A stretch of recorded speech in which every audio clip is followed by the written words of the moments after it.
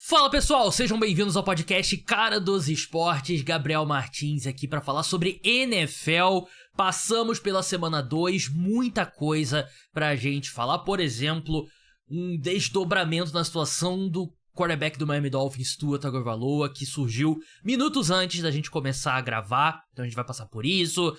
Situação dos quarterbacks calouros, situação do segundo-anista, de um segundo-anista específico que é o Bryce Young, alguns times que são surpresas positivas e negativas e, claro, o Monday Night Football. Lembrando que tá rolando um sorteio essa semana no podcast Cara dos Esportes. Eu vou sortear um Pix de R$100 pra uma pessoa que se inscrever para receber notificações do podcast Cara dos Esportes no WhatsApp. Número tá na descrição, tem um link também que você clica e abre a janela lá. Manda quero receber, me adicione aos contatos. Se você não adicionar os contatos, você não vai receber notificação e não vai participar do sorteio.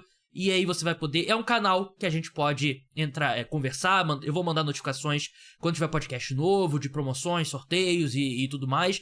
Me manda mensagem lá, se eu tiver tempo eu vou responder, eu tento responder todo mundo que manda. E é importante pro programa, então você ainda vai concorrer a esse sorteio de um Pix de R$100 na sexta-feira. Aqui comigo hoje pra gente falar sobre NFL, Caio Miari, editor do The Score, é um dos principais sites da América do Norte, que é baseado no Canadá, né, mas cobre os esportes dos Estados Unidos. Caio, seja bem-vindo mais uma vez ao programa, e eu já vou jogar a bola pra você, já puxando pro Monday Night Football. A gente teve o Atlanta Falcons virando pra cima do Philadelphia Eagles, um jogo que foi duríssimo de assistir no primeiro tempo.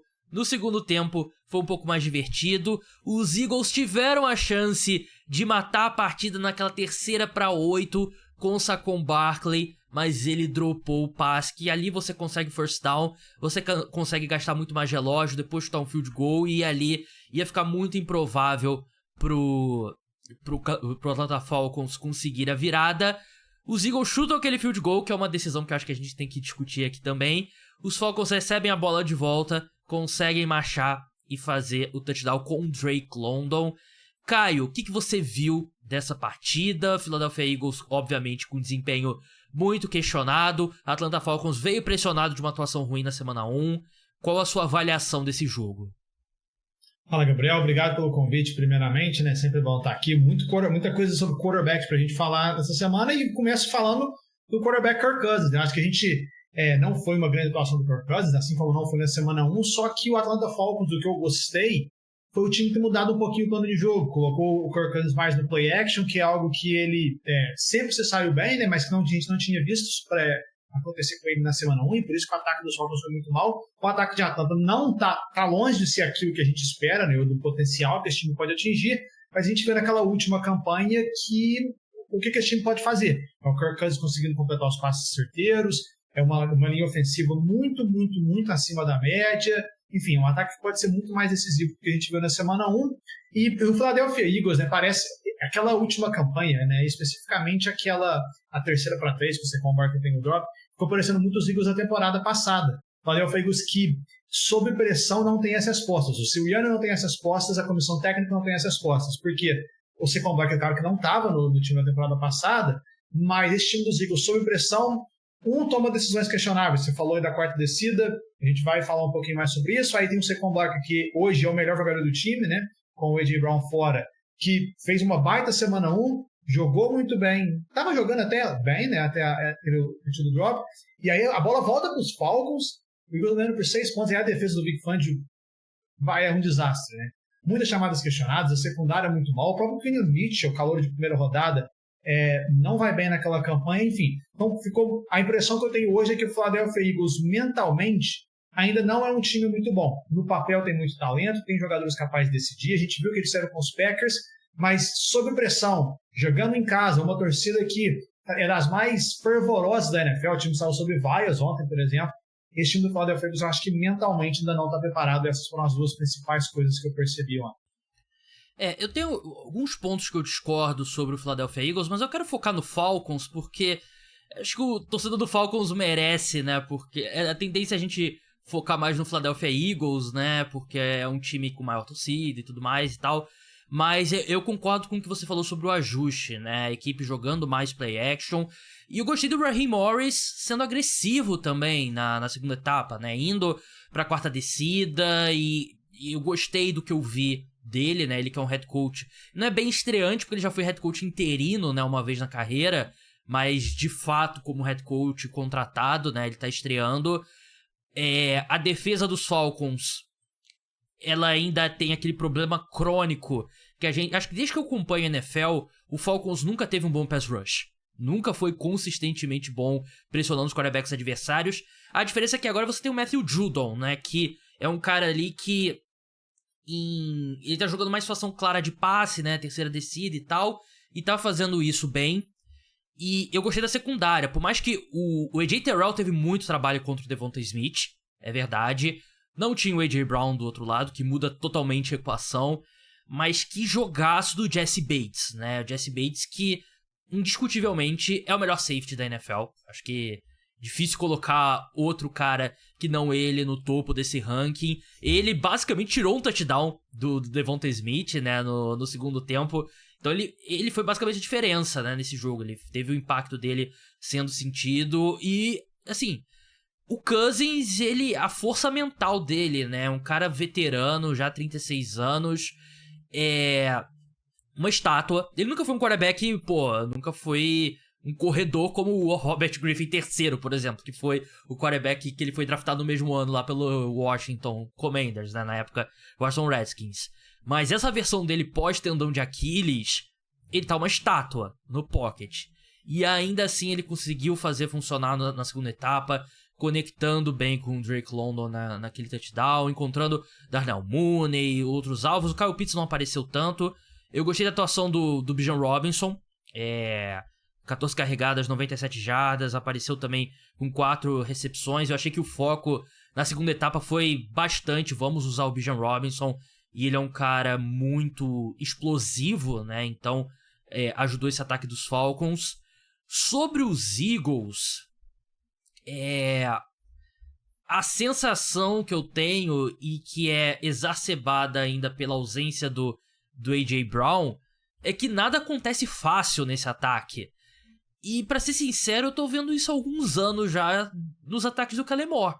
O Kellen Moore, que ele pareceu o futuro head coach em um determinado momento com o Dallas Cowboys, né? Ele que era quarterback dos Cowboys, se aposenta, vira treinador de quarterbacks dos Cowboys, é promovido a coordenador ofensivo, parecia ele é o próximo head coach, ele fica mais um ano, nunca consegue ter o mesmo destaque, vai pros Chargers, tem um péssimo ano, e agora tá com o Philadelphia Eagles. Nada...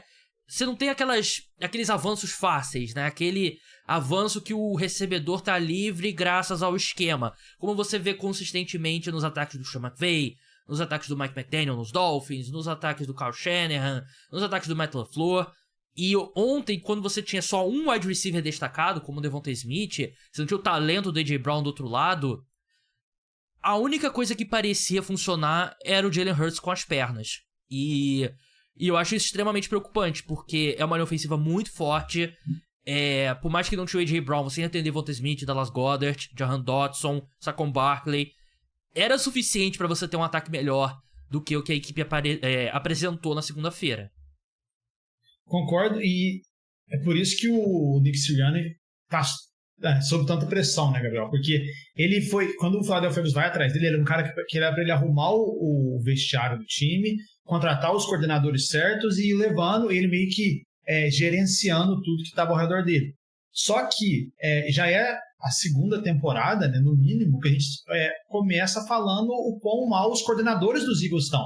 O Vic Fangio foi uma contratação muito boa, mas a gente pode começar a questionar se ele já não está um pouco ultrapassado. Porque ele vem de um ano muito ruim como o Miami Dolphins e o começo de temporada dele nos Eagles não é bom. E a mesma coisa vale para o Kellen Moore. O Kellen Moore, claro, que é muito mais jovem do que o Vic Fangio, mas desde quando ele sai dos Cowboys para começar a chamar jogadas, né? Porque isso foi... no Cowboys ele estava muito bem, tudo estava espetacular, só que ele não chamava jogadas, então ele não recebia tanto crédito pelo ataque, pelo sucesso do ataque dos Cowboys.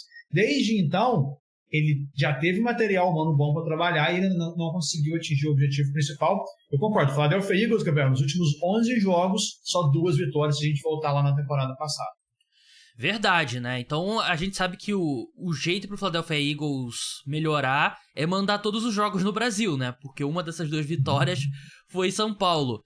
Sobre a defesa dos Eagles, você falou sobre a secundária, eu discordo porque eu acho que o problema tá muito mais na linha defensiva do que na secundária, pra ser bem sincero. Eu achei que foram 2 atuações ruins, tanto contra Green Bay como contra os Falcons, né? Foram 152 jardas terrestres cedidas aos Falcons, 163 aos Packers e 2 sacks apenas, né? A equipe, a gente sabe, teve a mudança, né? Teve caramba, me fugiu o nome de novo do pass rush que foi pro Jets. Tem alguns jogadores que Hassan Reddick, é verdade. Eu tenho os nomes que por algum motivo me bate um branco, né? O Hassan Reddick foi pro New York Jets, o Fletcher Cox se aposentou e o Bryce Huff até agora tá sendo um desastre, né? Os 2 primeiros jogos. O Bryce Huff tem a mesma quantidade de sacks do que o Hassan Reddick. Tem a mesma quantidade de sacks que eu e você, né? Também, né? Só que a diferença é que o Hassan Reddick não jogou. E o Bryce Huff já jogou 2 vezes. Ele era pra ser o substituto do Hassan Reddick e tá jogando muito mal, tá jogando muitos snaps e tá jogando mal.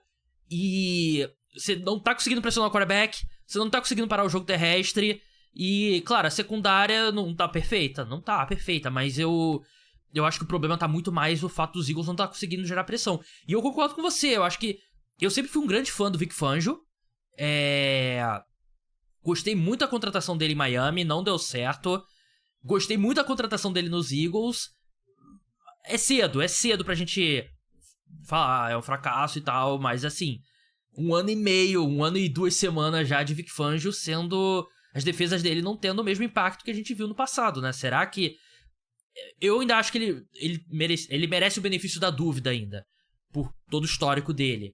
Mas esse começo é bem alarmante, porque é uma defesa que foi o grande problema da equipe na última temporada e não melhorou em nada para 2024. E ainda tem, Gabriel, por exemplo, o fator Jalen Carter. Né? O Jalen Carter começa a temporada meio devagar, ele tem lampejos, e até saiu hoje, né, na terça-feira, que ele não começa o jogo como titular, né, o jogo contra o Atlanta Falcons, e aí muito se questionou qual foi o motivo. Ele foi, entre aspas, uma punição, porque ele chegou atrasado em uma atividade do time, então ele não começa o jogo como titular, e ele, no decorrer da partida, ele praticamente joga o jogo inteiro, mas ainda assim não consegue ter impacto. Então, e essa questão fora de campo, além da questão legal, né, que ele se envolveu lá no acidente que acabou com a morte de um funcionário da Universidade de Geórgia, tinha muita questão também sobre comportamento do Jalen Carter antes do draft, né? Então, isso... A disciplina com treinamento, né? Seguir as atividades e tudo mais.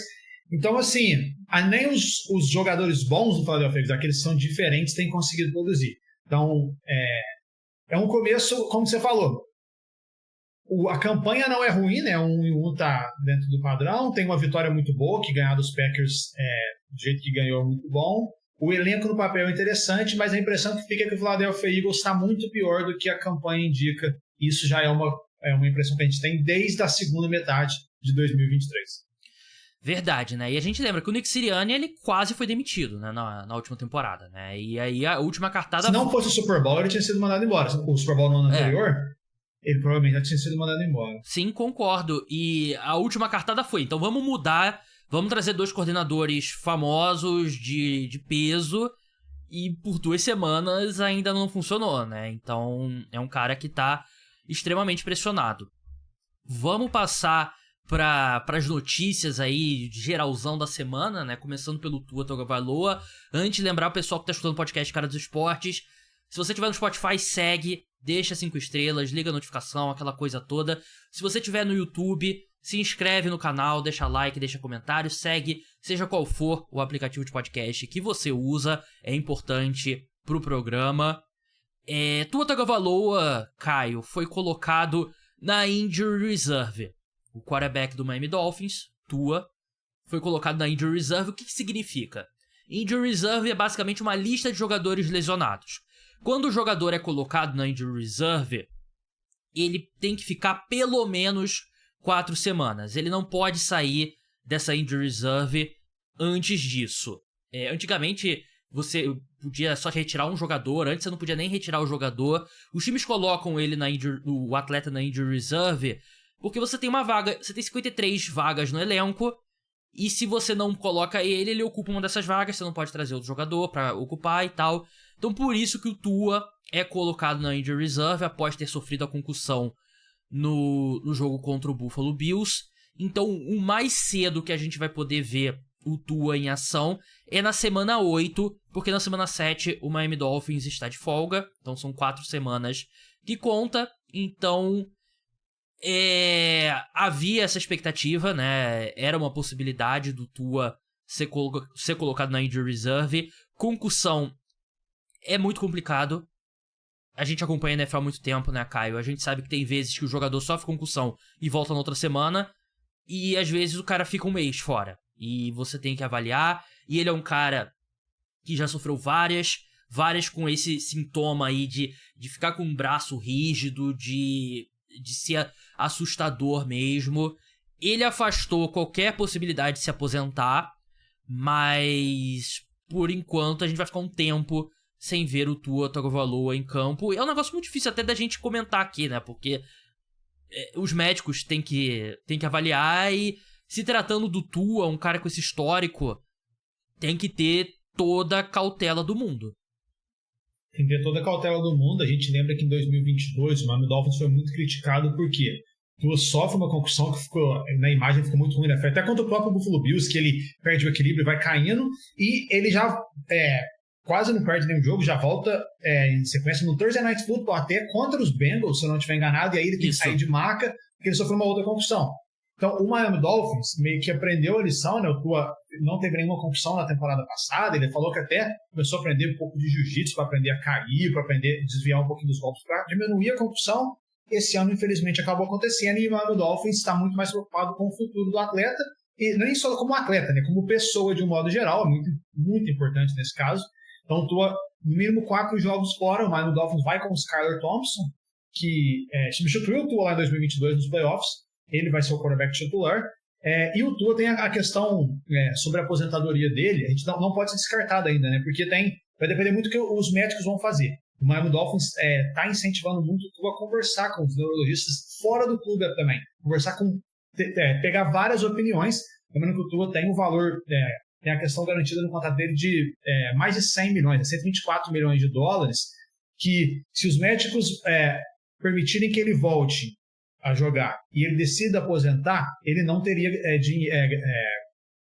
direito, né, a esse valor garantido, a menos que o Miami Dolphins queira entenda a situação e pague esse dinheiro para ele. Agora, se os médicos, né, durante essa avaliação, enquanto o Tua estiver no protocolo de concussão, se os médicos cravarem que o Tua não pode mais jogar futebol americano, aí ele tem direito a esse valor de garantia de 124 milhões. É uma situação complicada. Sobre o Skylar Thompson, ele é ruim. É a minha análise técnica, né? Eu gostaria de ver, e acredito que o Miami Dolphins vai trazer algum outro quarterback, né? Porque a gente já viu o Skylar Thompson, tudo bem, ele pode ter evoluído de 2022 pra cá. Não dá pra avaliar o que ele fez da quinta-feira, né? Um jogo que ele entra no meio da partida, o jogo já tava perdido pro Miami Dolphins. Mas eu gostaria... Contra o Buffalo Bills, Gabriel, nos playoffs, ele até jogou bem, assim, pro padrão do Skylar Thompson como calouro na época, mas é claro que muito menos. O que ajuda ele é o sistema ofensivo dos Dolphins, ele é meio que propício para o quarterback funcionar melhor. Sim. Os passos um pouquinho mais rápido e tudo mais. Um quarterback que está disponível é o Ryan Tannehill, né, Gabriel? Sim. Que começou a carreira nos Dolphins, jogou muito tempo lá. Agora, o Ryan Tannehill é meio que... não me parece um encaixe perfeito nesse sistema do Mike McDaniel. É um cara muito diferente, por exemplo, do Tua. Mas é melhor que o Skylar Thompson. Cara, eu gosto do encaixe do Ryan Tannehill, porque eu acho que ele é um cara veterano que vai ter a capacidade de tomar boas decisões rápidas, e eu ainda acho que o braço tá lá ainda do Ryan Tannehill, né? Então, eu acho que seria legal esse círculo fechando da carreira do Ryan Tannehill, ele se aposentar em Miami, porque... ele viveu os melhores dias dele em Tennessee, né? Ele jogou muito tempo nos Dolphins, mas as melhores temporadas dele foram com os Titans, né? Ali 2019, 2020 e tal. Mas eu acho que os Dolphins têm que trazer alguém, e acho que seria perfeito. Gabriel, e hoje começou o rumor, né, aqui, na América do Norte, do Bryce Young talvez parar lá em Miami, porque a gente vai falar mais sobre ele ainda, mas tem um rumor, tem muito torcedor aí, torcedor de rede social, né, mas querendo que o Miami Dolphins faça uma troca pelo Bryce Young. Cara, o que assim, vou deixar pra falar, quando tá aqui na nossa pauta pra gente falar sobre o Bryce Young, antes de falar do Bryce Young, aliás, vamos falar do Bryce Young, depois a gente pega o gancho. A gente vai pegar o gancho aqui, vai empurrar os quarterbacks calouro pra baixo. O Bryce Young perdeu a titularidade lá no Carolina Panthers, o Dave Canales tomou a decisão. Andy Dalton é o novo quarterback titular da equipe. A minha posição é a seguinte, Caio, eu até fiz um vídeo sobre isso e eu quero saber a sua opinião. Não conversamos sobre esse assunto offline, então tô curioso pra saber o que você pensa. Eu sou sempre um cara de... Você tem que tomar as decisões que vão te colocar mais perto de vencer o Super Bowl, de ser competitivo, né? E muitas vezes essa decisão vai te piorar no momento, no curto prazo, mas a longo prazo vai te ajudar a chegar mais perto, né? O que eu quero dizer sobre isso você não quer ficar na mediocridade, né? Você quer encontrar um quarterback de bom nível, você quer, enfim, dar chance para os jovens jogadores que podem se desenvolver e tudo mais. O Andy Dalton, obviamente, não vai levar o Carolina Panthers a lugar nenhum. Quanto a isso, não tem a menor dúvida, né?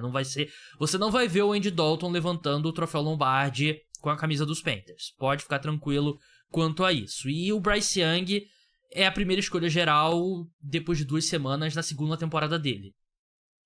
Dito isso, é que eu sinto às vezes que o fã de NFL, ele meio que tem dificuldade de avaliar, tipo, a linha ofensiva é ruim, aí todas as linhas ofensivas são ruins, são igualmente ruins. A linha ofensiva é boa, todas as linhas... Assim, tem níveis dentro disso. O Bryce Young, não é que ele apenas tá sendo um quarterback ruim, não é que ele apenas tá sendo o pior quarterback titular na NFL. Ele tá sendo o pior quarterback titular na NFL por uma margem gigantesca. Assim, você pode colocar Bo Nix, pode colocar, sei lá, Caleb Williams, também que tá jogando muito mal, a gente vai falar dele, Daniel Jones e tal. O Bryce Young é o 32º por muito. Ele tava num ponto que não era funcional.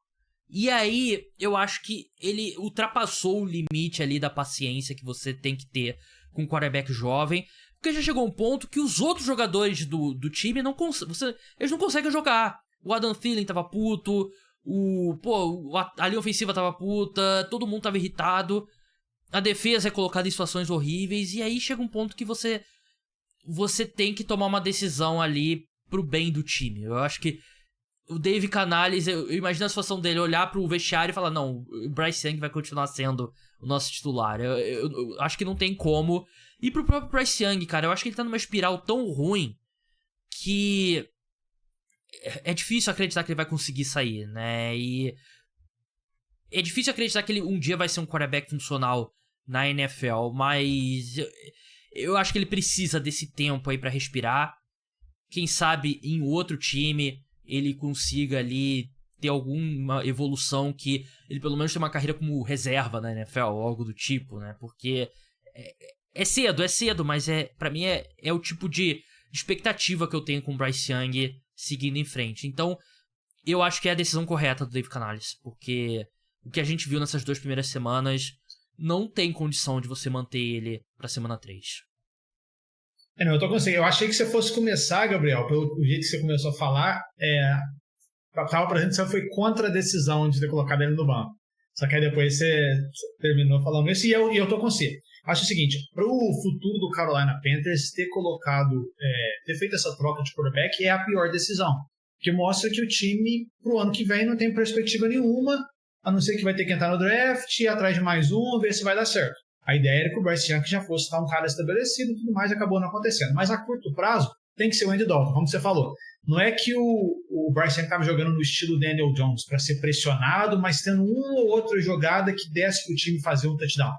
O Bryce Young, assim, não tinha condição nenhuma, né? Não tem como. E a gente não pode esquecer que, por mais que o futuro do Carolina Panthers seja o mais importante, por mais que o Andy Dalton não seja a opção mais animadora do mundo, tem muito jogador, tem muito cara na comissão técnica dos Panthers que depende de uma temporada, no mínimo, decente para continuar na NFL. Por exemplo, o Dave Canales, se ele não coloca o Bryce Young no banco, e se o time termina 0-17, com o ataque fazendo 7 pontos por jogo, o Dave Canales muito provavelmente vai ser mandado embora.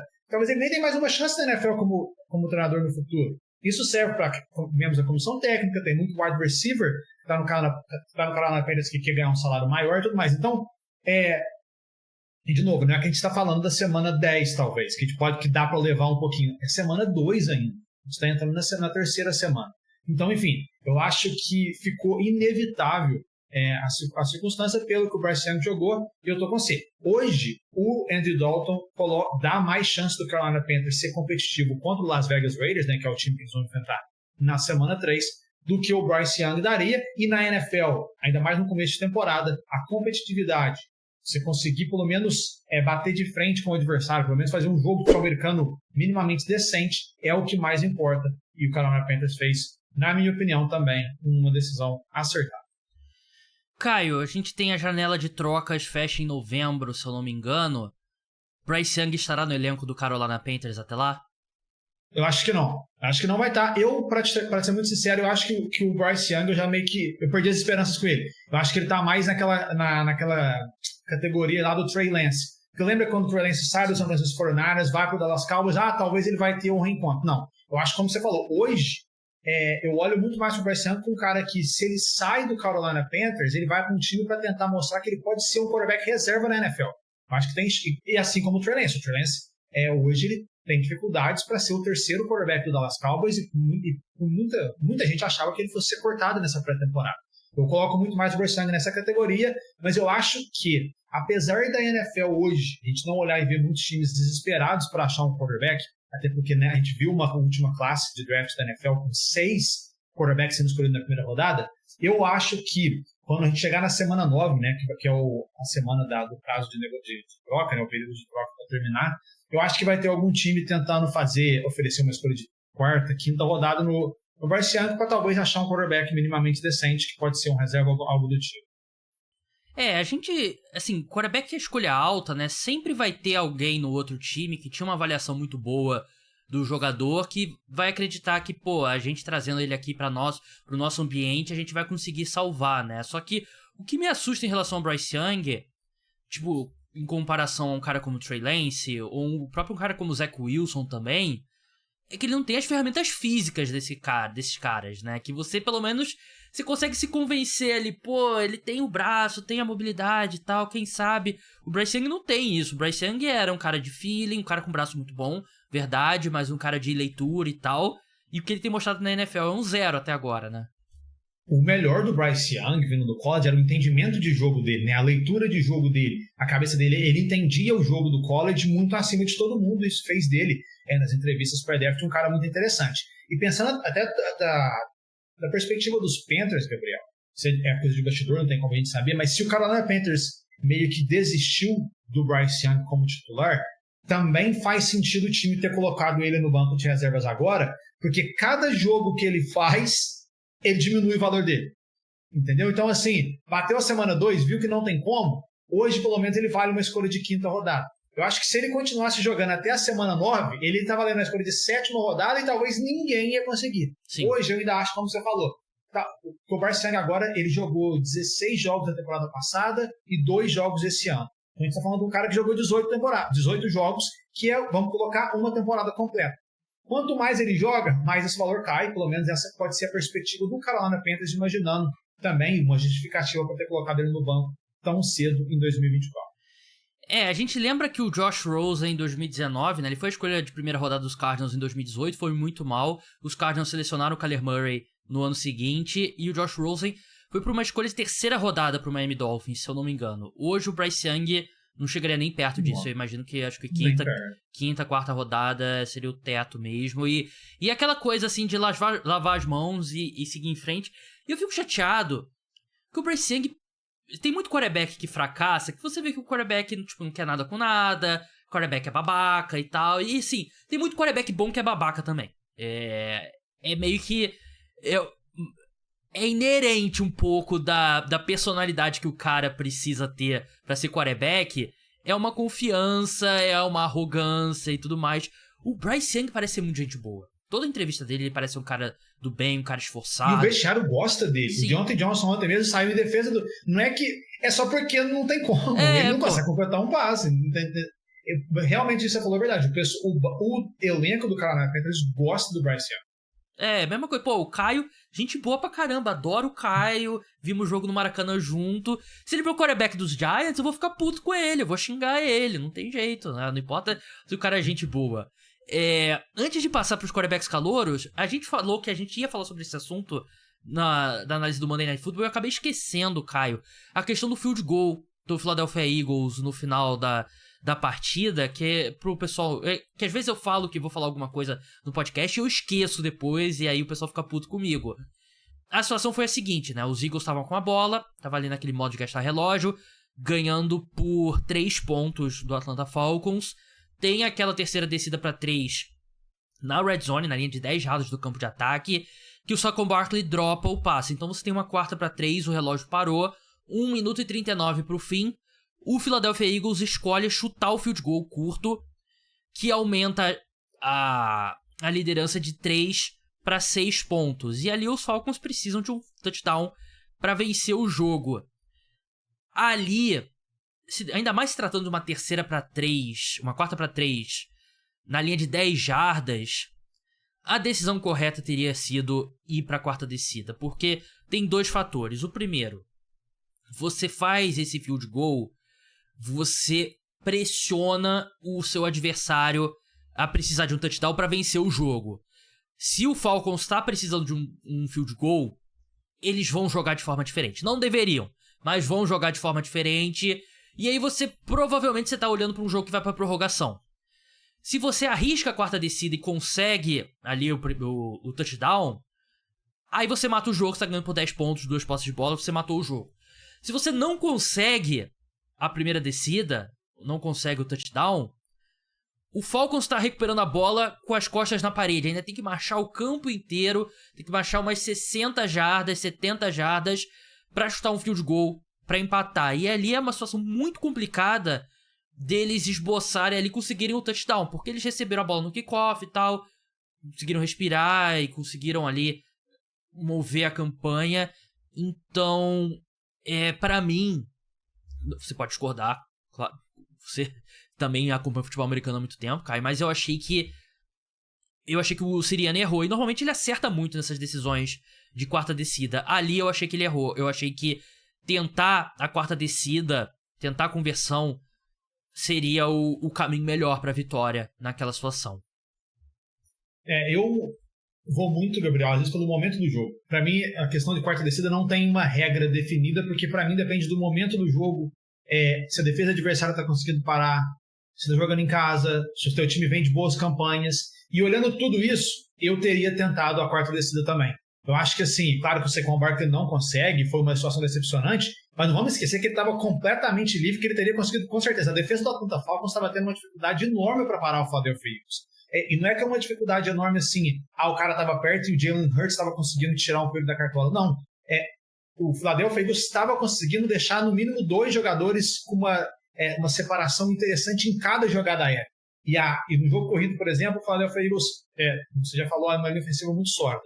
Então, eu não acho que foi um erro absurdo, acabou sendo um erro que custou muito ao time, tanto o drop quanto ter ido, né, ter chutado o field goal e não ido para a 4ª descida, mas eu teria ido para a 4ª descida também. Eu até peguei os analytics aqui, né, a decisão que os analytics faz, né, as estatísticas avançadas colocam que o Philadelphia Eagles deveria ter tentado a 4ª descida, sem dúvida nenhuma, com uma chance bem clara de ter tentado a 4ª descida. Enfim, eu acho que passa muito pela a defesa também. Eu tento sempre olhar pelo, sei lá, eu não gosto de culpar só um lance, sabe, Gabriel? Foi a derrota do Eagles. Então não acho que o Philadelphia Eagles perdeu por causa do drop do Saquon Barkley, não acho que perdeu porque o time não foi pela 4ª descida. Eu acho que vai muito pelo conjunto da obra e acabou que deu o resultado final, uma vitória do Atlanta Falcons. Eles poderiam ter o drop, chutado o field goal e a defesa ter feito algo, né, na última campanha, né? Porque ainda assim era uma campanha que os Falcons tiveram o quê? 1 minuto e meio pra pra avançar o campo inteiro pra conseguir um touchdown, né?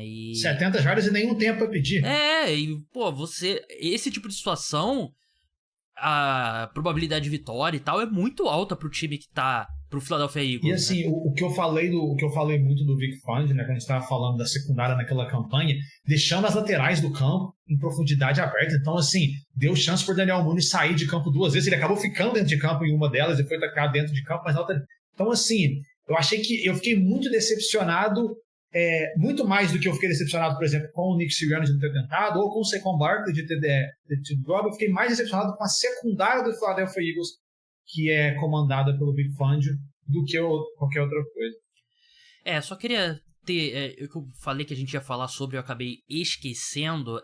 Vamos falar agora sobre os quarterbacks novatos, Caio. A gente tem 3 quarterbacks calouros aí de primeira rodada jogando como titular. E complicado. E se você puxa também os do ano passado, você tem o CJ Stroud jogando bem, que também não tá jogando espetacularmente bem, né? Tá jogando bem, mas também... acho que em 2 semanas não foi o mesmo desempenho da última temporada. Mas aí você tem o Bryce Young, que a gente já falou. Você tem o Anthony Richardson também, que não jogou muito bem. E você tem o trio desse ano, né? O Caleb Williams, o Jaden Daniels e o Bo Nix. Eu peguei os números aqui, Caio.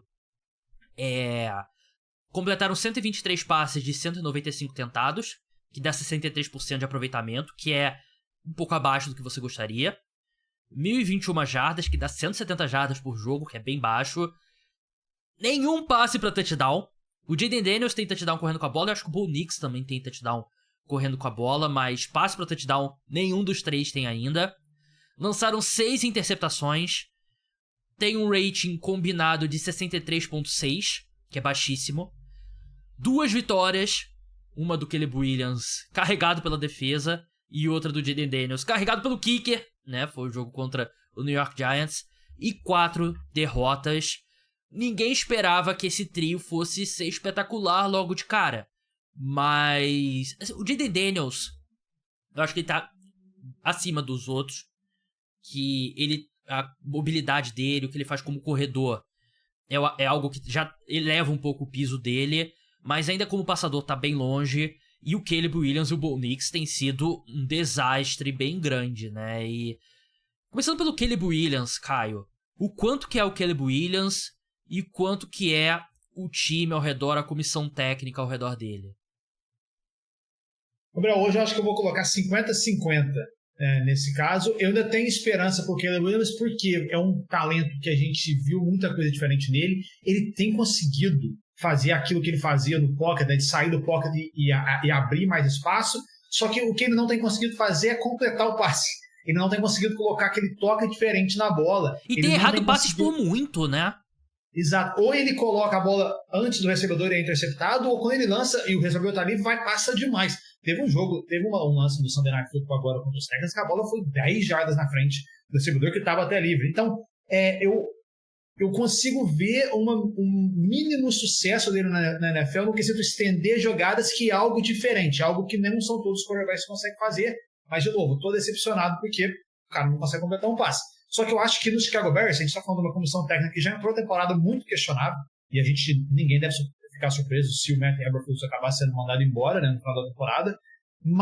E é uma linha ofensiva muito abaixo da média. A linha ofensiva do Chicago Bears hoje está assim, entre as 5 piores da NFL, nada dá certo, e a pressão de tudo quanto é lado.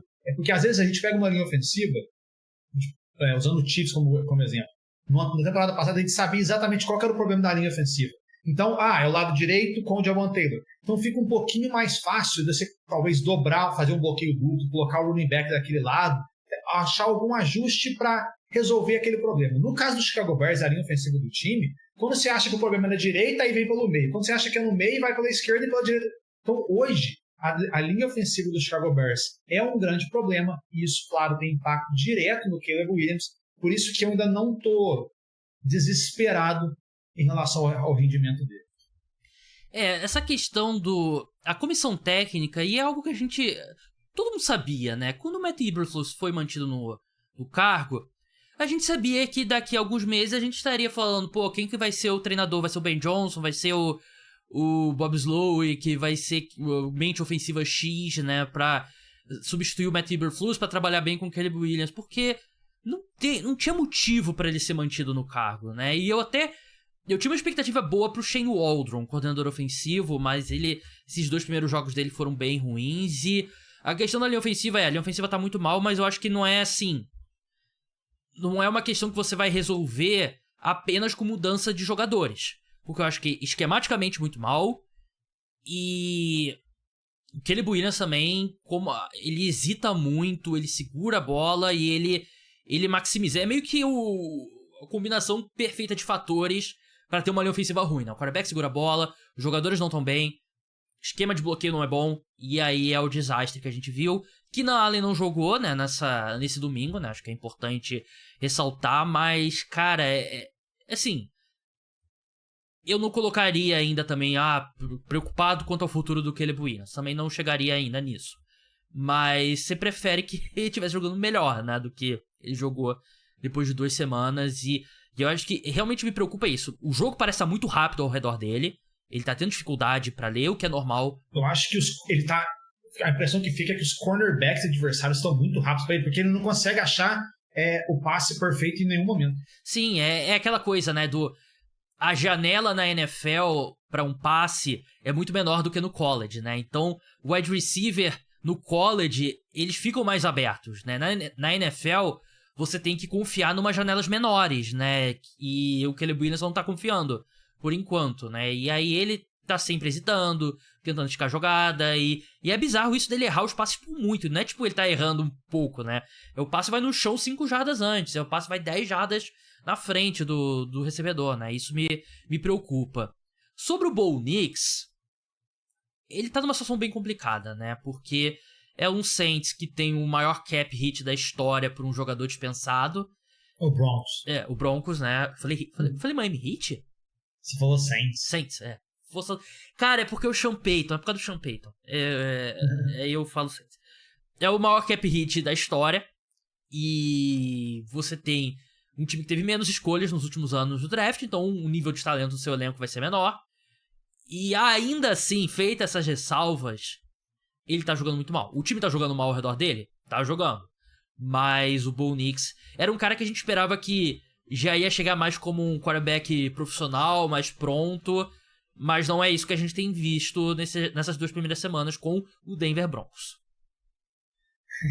Eu concordo com você. Só que o que eu acho do Bo Nix, Gabriel, e aí até um dos fatores que eu acho que justifica um pouco isso que você falou de alguns quarterbacks estarem tão decepcionantes, né, recente na NFL. A gente acho que a gente podia fazer um podcast até disso, porque tem tanta coisa para falar, né? Eu até recentemente escrevi lá no Score alguns fatos impressionantes de quão decepcionante as classes de 2021 e 2022 de quarterbacks da NFL têm sido. Eu acho que passa muito pela classe do ano passado e desse ano também, que os times, o desespero de achar o quarterback certo e escolhendo o quarterback muito antes da hora, que coloca uma pressão muito maior do que deveria em cima do quarterback. Para te ser muito sincero, Gabriel, do Bo Nix, eu não vou nem dizer que eu estou preocupado, porque o desempenho dele até agora tem sido exatamente o que eu esperei. Claro que eu não espero que ele vai terminar a temporada sem lançar nenhum touchdown. Não é nada disso. Só que eu achei que o Bo Nix até agora na NFL, ele fez exatamente o que eu esperava. Ele não está numa situação perfeita, como você falou. Eu acho que o Broncos tem problema na posição de wide receiver, o Broncos não consegue correr bem com a bola, o Sean Payton não conseguiu assar o jogo dele, a defesa está até jogando, tem até alguns momentos da temporada, mas está longe de ser aquela defesa que vai ganhar o jogo com um quarterback calor. Então, assim, sabendo como é o Bo Nix no college football, como era o Bo Nix no college football, e como é esse time dos Broncos, o que a gente tem visto do Bo Nix provavelmente vai ser aquilo que ele vai jogar o ano dele inteiro, a carreira dele inteira. O que pode mudar? Talvez a defesa faça algo diferente, dê uma posição de campo melhor, talvez o wide receiver, alguém que chegar dê uma opção melhor, o jogo corrido funcione, e ele tenha mais chance de lançar para touchdown. Mas eu não espero o Bo Nix fazendo muito mais não, Gabriel. É isso mesmo que eu esperava dele. E, de novo, o errado talvez não seja o Bo Nix. O errado seja quem escolheu ele na 12ª escolha geral do draft. E sobre o Jayden Daniels, ele não tá nem na mesma prateleira dos dois, né? Eu acho que ele não tá jogando espetacular, óbvio, mas eu falo dos 3 juntos porque são 3 quarterbacks selecionados na primeira rodada. Eu tenho gostado muito do que ele tem feito como corredor. Eu achei que no jogo da semana 1 ele se expôs muito a tackles. Eu achei que ele já limitou isso um pouco na semana 2, já deu um passo na direção certa. decepcionante quantas vezes o Commanders chegou na red zone, chegou em situação de pontuar no domingo contra os Giants e não conseguiram sair com touchdown. Mas dá pra ver que ele é um corredor muito especial, né? E isso... ele é aquela gangorra, né? Ele vai evoluindo como passador, mas enquanto isso, ele tem tudo isso que ele faz como corredor, que já dá um piso de... dá um piso de desempenho pra ele, né? O Commanders é um ataque novo com Cliff Kingsbury e tá se encaixando e tudo mais, é um processo, mas eu acho que, sei lá, dá pra dar uma nota passável pro Jayden Daniels. Eu acho que eu daria, sei lá, um 6,5, 6 pra esse início do Jayden Daniels. Você acha que você iria mais alto, iria mais baixo? O que você faria? Não, eu acho que é por aí mesmo. A gente já falou disso, né? Eu sempre dou notas para todos os calouros de primeira rodada, né? Após cada semana. Ele ganhou um C+, na semana 1 e ganhou um B na semana 2. Então, acho que passa aí muito mesmo por isso que você falou. Eu, assim, concordo que ele está melhor do que os outros quarterbacks, porque acho que você tocou no ponto que resume bem e responde nesse mistério, que ele consegue correr bem com a bola muito melhor. Ele é um quarterback corredor, e assim, quando você tem alimentação com passe, você consegue correr como ele corre. Quando você tem um instinto de corredor como ele tem, isso ajuda muito, porque o Bo Nix também tem uma mobilidade boa, o próprio Caleb Williams também tem. Só que eles não são corredores. O Jayden Daniels, ele é um corredor, e isso ajuda muito, porque quando você não... ele faz uma leitura, não tá lá, ao invés de ele ficar no pocket, ele consegue correr. Agora, isso me preocupa um pouco, porque você não quer que o teu quarterback titular tome tanto teco, né? Tanta pancada, ainda mais no time de Washington que a gente viu recentemente, né? A gente fala recentemente porque a gente já viu muita coisa, mas 10 anos atrás com o RG3, que acabou que custou a carreira dele. Então, assim, e ele já ficou fora uma jogada, né, domingo, né? Que ele sofreu uma pancada, saiu, mas voltou logo. Em 2 semanas, o Jayden Daniels já teve 26 carregadas. Isso é muita coisa. Então, assim, o ideal é você ter um quarterback que está preocupado em lançar primeiro, e ele só vai correr quando for uma necessidade. A gente pode colocar assim. Hoje, o Jayden Daniels está mais preocupado em correr do que lançar. A culpa talvez não seja dele. Talvez falte uma adversária melhor, uma linha ofensiva melhor. Acho que a gente tem que questionar o Cliff Kingsbury e o sistema de jogo que ele está implementando lá em Washington para o quarterback que ele tem. Mas a realidade um quarterback, ainda mais um calouro, não pode se expor tanto igual o Jayden Daniels tem feito. Mas eu concordo com você que hoje ele tem sido o melhor desses 3 que a gente falou aí. Até por uma boa margem. E eu acho que é mais uma questão de conforto, né? Ele tá tendo que lidar com leituras e conceitos novos e tal, e às vezes é mais fácil pegar a bola debaixo do braço e correr, né? E eu tenho gostado. O Washington tem corrido muito bem com a bola, né? O Brian Robinson tá jogando bem, e eu acho que é promissor. Eu não fui fã da contratação do Dan Quinn, mas eu fui fã da contratação do Cliff Kingsbury, que eu acho que ele é um cara que não deu certo como head coach, mas eu acho que ele pode ser um bom coordenador ofensivo na NFL ainda. Vamos falar de times agora. Tem um time que começou 2-0, que pegou todo mundo de surpresa, e 2 times que começaram 0-2, que também pegaram todo mundo de surpresa, mas a surpresa negativa. Mas vamos começar pela surpresa positiva, Caio. Quem poderia imaginar esse New Orleans Saints? Um dos melhores ataques depois de 2 semanas da história da NFL, em termos de pontuação, acho que é o 4º que mais pontuou nos 2 primeiros jogos na história da NFL, algo do tipo. É isso mesmo, 91 pontos. O Alvin Kamara jogando como se fosse 2020. E eu até brinquei no vídeo semana 2 da NFL em 1 minuto, que eu posto no Instagram, no TikTok e tal. Eu quero saber se o Alvin Kamara tá tomando alguma substância proibida, eu quero saber qual, porque eu quero tomar também, porque ele parece outro jogador. Eu sei que tem várias situações, tipo, ele tá querendo um contrato novo, tem o ataque do Clint Kubiak, que é o novo coordenador ofensivo, que tá ajudando muito, mas ainda assim eu acho que tem sido um jogador diferente, o Alvin Kamara, né? Pra mim ele era um cara já meio cansado nas últimas 2 temporadas e mudou totalmente. O Derek Carr tá jogando tipo o Brett Favre. Não tô dizendo que ele tá desviando fundos do estádio Mississippi, né? Tô falando ele arriscando passes longos e tudo mais. E a conexão dele com o Rashid Shaheed, né? Tanto na semana 1 quanto na semana 2. E, cara, esse ataque do Saints me pegou totalmente desprevenido. O Saints era o time mais chato de se ver jogar em 2023. E tá sendo mais legal de se ver em 2024. É um bom exemplo de como as coisas mudam rápido na NFL. E méritos pro Klint Kubiak, né, Caio? Que ele tem tudo que os times gostam, né? Pensando em candidatos a head coach. Ele é uma mente ofensiva, é um cara relativamente jovem, acho que tem 40 anos, talvez menos do que isso. E ele é Nepo Baby, porque ele é filho do Gary Kubiak, que foi treinador campeão com o Denver Broncos, é um cara que trabalhou muito tempo na NFL e tudo mais. Então acho que a gente é um dos grandes vencedores dessas 2 primeiras semanas, sem dúvida, é o Klint Kubiak, né? Sem dúvida nenhuma, e eu acho que o fator surpresa do New Orleans Saints de ter começado 2-0, acho que passa por 2 coisas que a gente não esperava, ou talvez não tinha conhecimento. Acho que você falou muito bem do Kubiak, eu acho que é exatamente isso. É um sistema de jogo moderno, muito diferente daquilo que o Saints tinha implementado, né? Porque o Saints ainda tem um pouquinho a bagagem do Sean Payton, tudo que ele fez pelo time. Você tem que entender que a NFL vai estar evoluindo. Eu acho que o Kubiak chegou, não teve medo de fazer as mudanças que eram necessárias e conseguiu fazer isso. Eu acho que um outro fator, e aí está dando muito certo com o Derek Carr nisso, eu acho que o outro fator que foi surpreendente é a linha ofensiva. Eu acho que a linha ofensiva do Saints, eu acho que a gente projetava que fosse uma das piores da NFL, pelo menos no papel, ou um pouquinho de projeção, né? Contando um pouquinho de lesão, quem estava chegando, quem vinha do ano passado.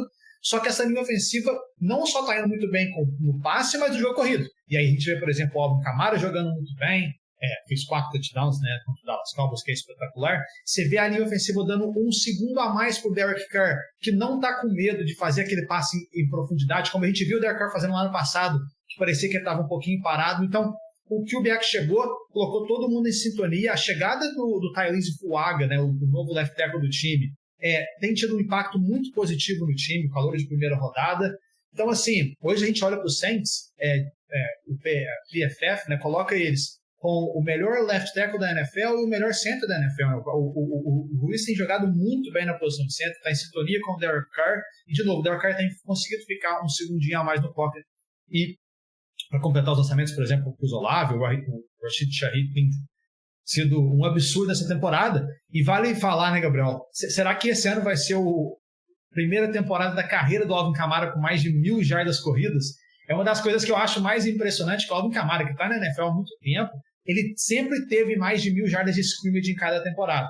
Só que um running back do calibre dele é uma das coisas mais surpreendentes e irônicas, a gente pode colocar até. Ele nunca correu para mais de 1.000 jardas em uma temporada. Hoje ele tem média de 99 jardas corridas por jogo, o que daria muito mais que 1.000 ao final da temporada se ele ficar saudável. Ele sempre foi um cara de receber muito bem passes, né? Então a produção dele era sempre dividida e realmente acho que é 900 e tantas jardas o maior número que ele conseguiu correndo com a bola. Ele já teve ano com média de 6 jardas por carregada e não bateu 1.000. Tinha aqueles anos que ele dividia com o Mark Ingram também, né? O Mark Ingram... Foi como calor, que era mais o cara ali da primeira e segunda descida e tudo mais. E esse ponto que você falou da linha ofensiva também é muito importante. E é surpreendente imaginando que a equipe não tem o Ryan Runchak, né? Que pode ser um cara que não jogue mais, né? Ele que era um excelente right tackle, vem lidando com lesões ali. E a equipe antes era meio que refém do Teron Armstead, que hoje tá no Miami Dolphins. E a escolha do Thalys Fuaga tem sido uma das melhores aí desse último. O Eric McCoy de center tá muito bem. Tá jogando também. muito bem. Realmente é o Saints muito bem, né? E assim, a questão que fica, Caio, é sustentável? Porque, assim, eles enfrentaram os Panthers, e aí que é o Carolina Panthers. O Dallas Cowboys é um time que muita gente colocou vencendo a NFC Leste. Por mais que tenha sido uma atuação muito decepcionante, ainda é um time de verdade. Até onde pode ir esse time do New Orleans Saints é a questão, né? Porque a gente já viu times começarem muito bem e seria aquele fogo de palha, né? Então... O Miami Dolphins na temporada passada, não vamos esquecer que na semana 3 o Miami Dolphins fez 70 pontos no Denver Broncos e parecia um time parável e acabou perdendo um pouquinho de fôlego. Não acho que vai ser sustentável, Gabriel. Assim, o time não vai começar a fazer 49 pontos a cada 2 partidas combinadas. Mas, de fato, numa divisão fraca, como é a NFC South, coloca o New Orleans Saints como favorito hoje para ganhar. Assim, empatado com o Bucs, não vamos esquecer do Bucs, que o Bucs talvez seja um pouquinho à frente do que fez no ano passado, mas coloca o Saints na briga. Sim, e eu acho que é esse o ponto. Eu não acho que o Saints é um candidato à NFC, mas é um time que foi subestimado na NFC Sul por mim mesmo também. Eu acho que o Tampa Bay Buccaneers também entra numa dessa história de 2-0 que surpreende e que não... Acho que não surpreende tanto porque já foi um time de playoff, venceu um jogo de playoff na última temporada, mas venceu o Commanders na semana 1, que é um time fraco, e eu achei que teve uma vitória de time grande contra o Detroit Lions no domingo, né? Um jogo duro, um jogo com um time candidato ali na NFC também, e os Bucs venceram uma partida duríssima. Eu achei que o Baker Mayfield jogou melhor do que os números sugerem, ele foi muito pressionado, a linha ofensiva dos Bucs não jogou bem, foram 4 sacks e meio do Aiden Hutchinson, mas ele conseguiu levar o time à vitória, a defesa jogou bem também, então vai ser uma corrida mais difícil do que a gente imaginava, né? E acho que, quem diria, hoje a NFC Sul tem grandes chances de mandar um wild card, né? Algo que a gente jamais esperaria, né? Porque você tem... Que semana pra eles, né, Gabriel? Porque, tirando o Carolina Panthers, que a gente não tá contando nesse caso, sim, o Atlanta Falcons vira o jogo que virou contra o Philadelphia Eagles, o New Orleans Saints vai até Dallas e ganha do jeito que ganhou do Dallas Cowboys, e o Tampa Bay Buccaneers vai até Detroit e ganha do Detroit Lions do jeito que ganhou. Ninguém imaginava, eu certamente não imaginava. E agora, falando de surpresas negativas, Cincinnati Bengals e Baltimore Ravens. Os dois enfrentaram o Kansas City Chiefs, então a gente sabia que chegar na segunda semana 2-0 seria difícil. Mas o que decepciona é que os dois times jogaram melhor contra os Chiefs do que contra o adversário mais acessível, né? Porque os Bengals perderam pro New England Patriots, e a gente tá falando de virada do Falcons. A vitória dos Raiders, na virada que eles conseguiram pra cima dos Ravens, estavam perdendo por 10 pontos e viraram pra cima do Baltimore Ravens. Dois times que deixam muito a desejar, Caio, porque hoje o líder da divisão é o Pittsburgh Steelers, com 2 vitórias e nenhuma derrota, e o Ravens e Bengals, que muita gente colocava como candidato na AFC, 0-2, e não só 0-2, jogando futebol americano ruim, né? Que acho que cada time tem suas particularidades. Eu diria que o Ravens me preocupa mais, Caio, porque a linha ofensiva tem sido um desastre, a defesa é um trabalho em progresso ainda, né? Depois da saída do coordenador defensivo. E eu acho que o Todd Monken tem feito, o coordenador ofensivo da equipe, tem feito um trabalho muito ruim depois de 2 semanas. Não tem gostado do que os Ravens têm apresentado de esquema tático. E o Ravens me preocupa mais. Eu acho que o Bengals tem um caminho, tem o histórico de começar mal, e tem um caminho mais claro para evoluir, o retorno do T. Higgins, por exemplo. O Ravens, eu previ um ano em baixa da equipe, mas talvez eu tenha subestimado o quão em baixa seria. Eu concordo com você. Eu adianto que eu tô zero preocupado com o Cincinnati Bengals até agora. Zero preocupado mesmo. E começando entrando mais em detalhes, eu tô muito preocupado com o Baltimore Ravens. A impressão que fica é que as defesas adversárias agora conseguiram ler e entender o Todd Monken, e ele não tem nenhuma resposta para isso. Claro que está cedo, a temporada é muito longa, a gente sabia que a linha ofensiva ia ser um problema, está sendo um problema ainda maior, acho que a gente pode colocar assim. O jogo corrido ainda não está funcionando muito bem, o Lamar sozinho fica difícil, o grupo de wide receivers está sentindo a falta de um alvo em profundidade, né? O Zay Flowers ainda não está daquele jeito que a gente esperava, e ele sozinho não vai conseguir fazer tanta coisa. O Todd Monken utilizou muito bem o Isaiah Likely na semana 1, na semana 2 não conseguiu fazer o mesmo, o Mark Andrews ainda não chegou para a temporada, o Rashad Bateman é uma grande decepção, enfim. É um ataque que parece não ter respostas, e colocar só a bola na mão do Lamar, por melhor que ele seja, não vai conseguir. E defensivamente eu acho isso, Gabriel. O Roquan Smith está um pouquinho abaixo do que a gente estava acostumado, e ele sempre foi um dos melhores da posição dele. A linha defensiva, ainda falta um edge rush que faça a diferença. Faltava no ano passado, mas teve aquele ano espetacular do Jadeveon Clowney com o Mike McDonald conseguindo resolver um sistema muito, muito bem, e esse ano não tem nada disso. Então, eu confesso que eu estou preocupado com o time do Baltimore Ravens, até porque eu olho um pouquinho o calendário, Gabriel. Agora pega o Dallas Cowboys e depois pega o Buffalo Bills. Por mais que o calendário do Baltimore Ravens na segunda metade da temporada, ou ali no meio, fique bem mais fácil, um time que começa 0-4, ou um time que começa 1-3, que eu acho que é 2 possibilidades reais hoje para o time do Cincinnati Bengals, recuperar disso Ravens, mentalmente, né? Os Ravens, recuperar disso mentalmente vindo ainda de uma derrota contra esse time dos Raiders, muito abaixo no papel, com tantos erros igual o Baltimore cometeu, pode ser bem complicado. E sobre o Cincinnati Bengals, eu penso o contrário. O calendário é Washington Commanders e depois o Carolina Panthers. É bem mais fácil de você recuperar. Se a gente olha para a semana 1, o Cincinnati Bengals não jogou bem, mas teve aquele touchdown que eu até acho agora que não era para ter voltado, do Mike Gesicki, que teria empatado o jogo. Teve aquela situação, o T. Higgins ainda está fora, ele deve retornar em breve. Teve a situação do Ja'Marr Chase, que não treinou naquela semana, ele já foi mais envolvido agora contra o Kansas City Chiefs. Contra o próprio Kansas City, Cincinnati foi melhor do que os Chiefs na maioria do jogo. Claro que os Chiefs é o Kansas City Chiefs, e como você falou, é uma derrota que já era esperada.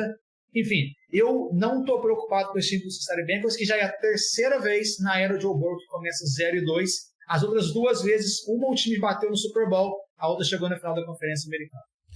É exatamente isso, né? O Bengals tem esse histórico, né, de começar devagar, né? Então eu gostaria de ter visto eles jogarem melhor, mas ainda assim eu tenho pouca preocupação. Ainda acho que ainda é o meu palpite pra vencer a divisão. E eu achei que a defesa jogou bem contra os Chiefs, né? O Trey Hendrickson continua sendo um dos melhores edge rushers da NFL.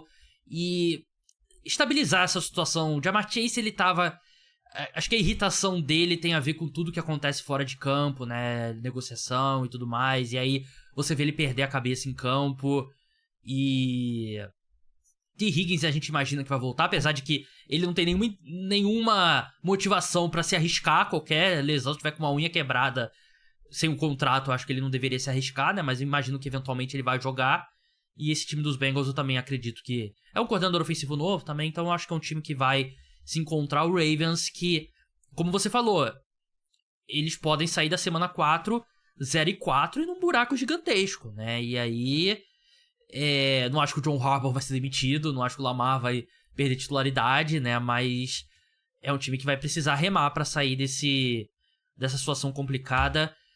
Leiam os textos do Caio Miari no The Score. Caio, muito obrigado. Eu não vou divulgar Twitter, porque obviamente aqui no Brasil a gente não tem, mas não sei se você tá no Blue Sky, no Threads, enfim. Mas você vai lá nas redes sociais do The Score, você encontra os textos dele sobre futebol americano. Um grande abraço, Caio, e até a próxima.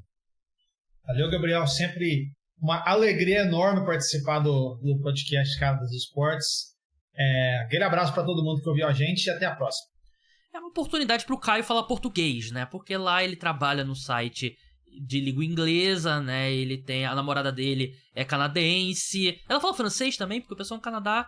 Não. Falar francês aqui é raridade. É igual quando a gente já falava um espanhol nas aulas aí, Gabriel. Não aprende muito, porque, não. Então, é a outra, mais na costa oeste, né? Que o pessoal fala francês também no Canadá, né? Isso, em Quebec, na província de Quebec, lá a maioria fala francês. Lá você vai nos lugares, eles falam primeiro em francês, claro que eles falam inglês também, mas eles te recebem no restaurante falando francês, e depois que você fala que você não sabe falar francês, você só fala inglês, aí eles mudam. Mas tem a questão até separatista, que tem gente... Enfim, o Canadá tem 2 idiomas oficiais, o francês e o inglês. A maioria do país fala inglês, mas tem muito lugar que é francês. Eu sinceramente, como brasileiro, eu tenho muita dificuldade de visualizar isso, tipo, mesmo o país ter múltiplos... Tipo, a Suíça tem acho que 4 idiomas, né, oficiais, né, e... Todas as placas aqui de trânsito têm português. Tem inglês e francês, todos. Até aqui em Toronto mesmo, né, em Ontário, em geral... que falam mais português, que falam mais inglês, todas têm tanto inglês quanto francês em todas as placas de trânsito, essas coisas do governo. Pra mim é muito bizarro isso, você visualizar, tipo, o país, um lugar fala um idioma, no outro lugar fala outro idioma, mas enfim, muito obrigado. Só uma coisa, Gabriel, você pega um pacote, por exemplo, de macarrão, metade em inglês e a outra metade em francês. E deve ser questão de lei, né, tipo... Isso, exatamente, Bizarro mesmo. Mas valeu, Caio, valeu, ouvinte, podcast Cara dos Esportes de NFL, programa pós-rodada, madrugada de domingo para segunda, vai estar no ar, não deixe de escutar. Então um grande abraço a todos, tchau.